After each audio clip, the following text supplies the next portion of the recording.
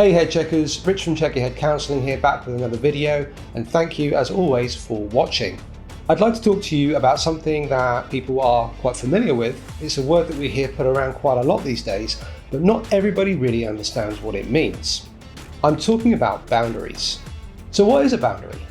Well, in practical terms, it's a line that separates one space from another so that you know where one ends and another begins. You might look at this as your property line, for example, or maybe the central reservation on a motorway. Quite clearly, both of those lines or boundaries have a purpose, and they communicate to you what's okay and what's not okay. So crossing your neighbour's boundary line will have a negative consequence, and crossing the central reservation on a motorway will have a very negative consequence.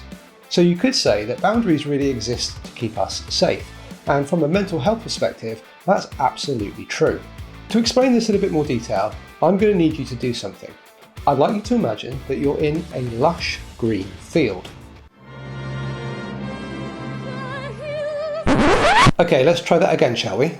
I'd like you to imagine that you're in a lush green field. The grass is nice and green and vibrant. There's some beautiful, brightly coloured flowers. It's a lovely place to be. This is your safe space. Here you feel calm, in control, able to deal with whatever's going on around you. You've got the time and the space you need to make the decisions that are right for you. All is good. Around the edge of this field, I'd like you to imagine a fence. Now, people can walk around this fence, they can call to you, you can walk up to the fence, have a chat with them, or you can stay right in the middle of the field and shout back to them. It's all good. It's your space. That fence stops people from getting in, trampling all over your grass. What would happen if that fence wasn't there? That's right. Anybody and everybody could get up in your grill. And when we don't have boundaries in place, quite often that's what happens. So that safe space becomes very unsafe. Now, in real life, it's not practical for us to walk around with a fence around us. So quite often the boundaries that we have are invisible to other people. So that's what an invisible barrier looks like. And the problem with invisible things is that people can't see them, and therefore they're going to walk into them. And this happens all the time. People come up against our boundaries every single day. Now think back to your fence. What kind of state is it in? Is it rotting wood and rusty metal? Or is it something a little bit more robust? Now think what would happen if you added a gate to that fence.